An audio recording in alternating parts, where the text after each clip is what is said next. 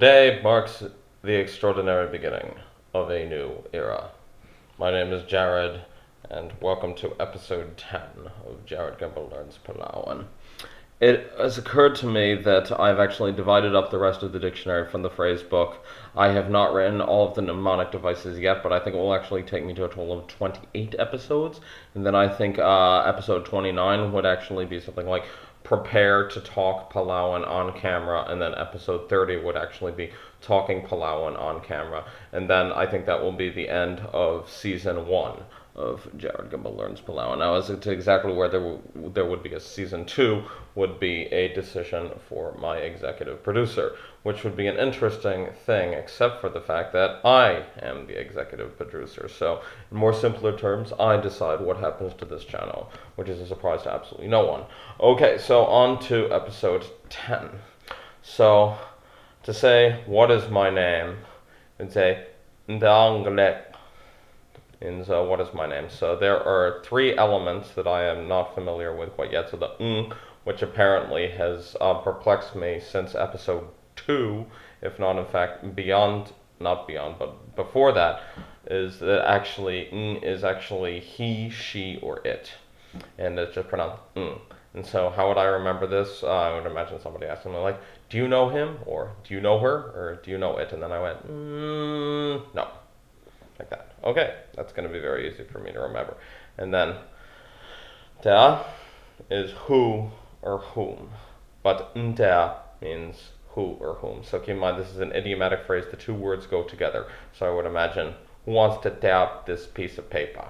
Imagine a Bostonian accent. And some of you may know that I was actually born in Boston. However, I've lived there only for 1 year, and so as a result, I have virtually no trace of the accent that I'm aware of. Okay, so tear, it's like the English word tear. So I'm like, who wants to tear this up? Okay, and another very interesting thing is so various words will actually have suffixes, which is a fancy way of saying I'm going to put some letters at the end of this word and actually change a little bit of its meaning or signify new information therewith. Who uses words like therewith? I guess I do. But ngakl is name. And so he is Huckle, like I imagine Huckle Cat from the Richard Scarry book. So ngakl means name. So that's how I'll remember that. So and then to say mine, you would say uk. So the ek at the end. How would I remember that? The echidna is mine. I think that I don't know, spiky pets. I'm in favor of the idea. So how do you say Antangle? I mean, what is my name? So not the ngakl. That a actually falls out when the personal possessive endings go on the end. And so Antangle, I mean, what is my name? Okay, so I think the memory devices have been set in place. Okay.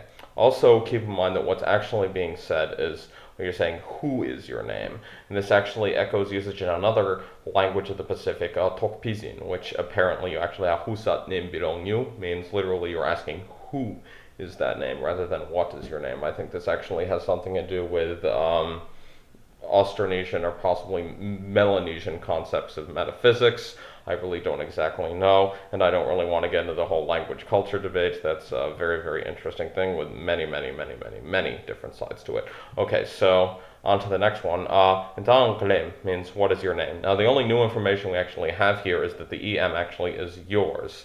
Now, very interestingly, in Tok Pisin, which is that same pidgin Creole English actually of Papua New Guinea, you would say me, meaning it is. But interestingly, in Palauan means yours. So I just said emi name bilong you means it is your name. And so I would remember that phrase. So M, also maybe like you like M&Ms, maybe. So em, yours. Okay. To ask what is his or her name, you would say try that again. I think that flying consonant, I need to learn that. So what is his or her name? And so I would imagine El is a divine name in the Bible, like Emmanuel, Michael, Gabriel, etc. That's like various extolling God titles, and this was actually very common in the Semitic world. Even if you go outside of the Bible, actually Hammurabi, the name of the Babylonian king, actually means Hammurabi, which meaning Hammu is my healer. Usually pay homage to certain gods in exchange their protection, and naming yourself as like God X is my Y. That's actually very common in Hebrew names. In addition to, of course, various names like that are animal names, like Rachel or Zev, which mean you and wolf, respectively. Okay, but this is not a Hebrew class, so let's move on.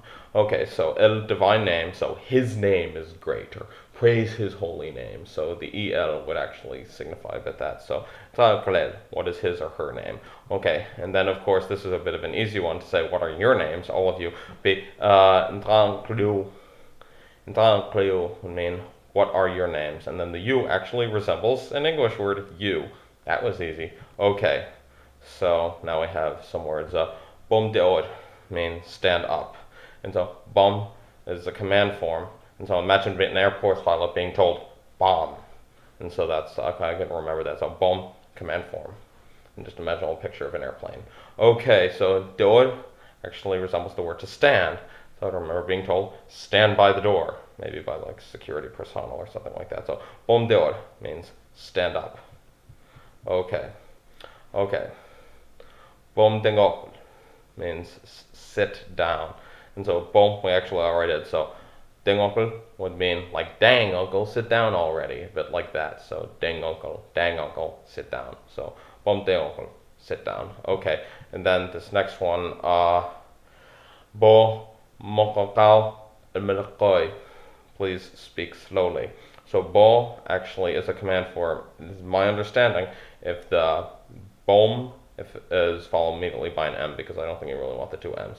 So Hebrew word for come would be like bo, like come. And so that I can actually associate with a command. Okay, so mokokao means take it easy or slow it down. Yeah, I can imagine I'm going to hear that word a lot. Okay, so mokokao sounds a bit like milk a cow, but take it easy. So mokokao.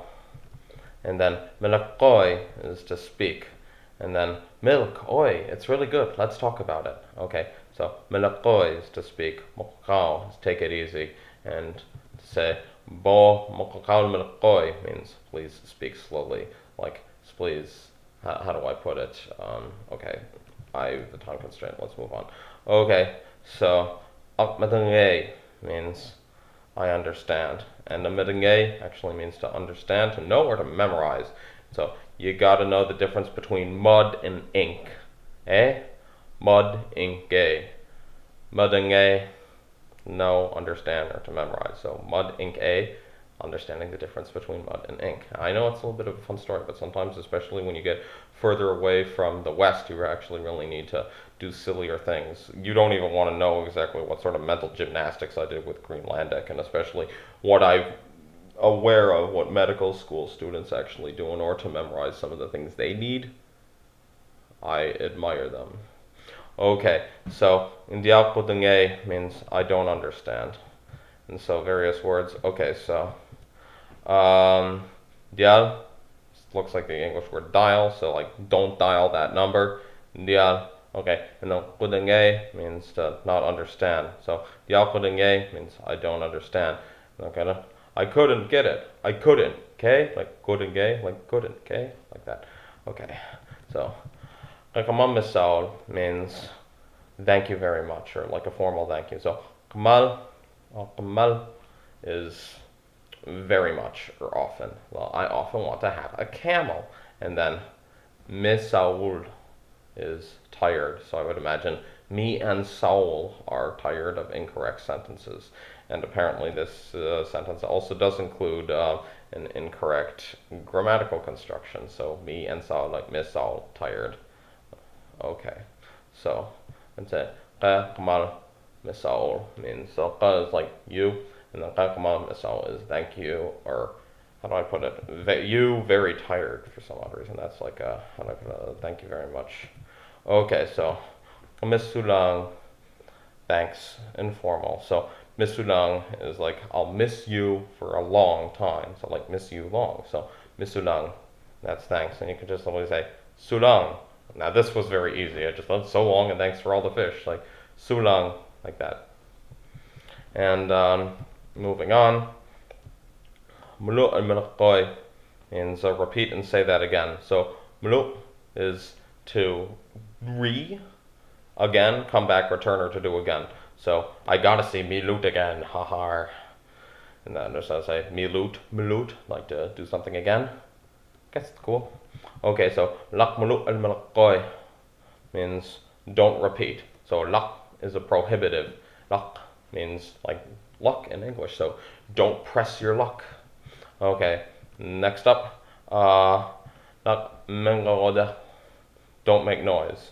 So mengaroda, what exactly does that sound like? Like a monk rode an ice cream truck, and it made a lot of noise. So monkaroda, like monkaroda, like rode a truck. A monk rode a truck, and I can imagine the monk riding the ice cream truck, and apparently he chooses to play a lot of very interesting tunes, and that will be quite fun. Okay, so these are rehashes of other words. So lakwam deol, don't stand up. Lakwam deol, don't sit down. And then morael, don't go. And so moral is don't go close to a moray eel. Moral is don't go. And then la come means don't come. And the come actually sounds like the English word come here. So come here. Come. Okay, so this concludes this episode, and I believe the next one is actually going to be very long, but also very exciting. And so until then, this is Jared, who has come to let you know that your importance matters a lot to the world, and your existence matters a lot to the world. Have a good day. Bye-bye.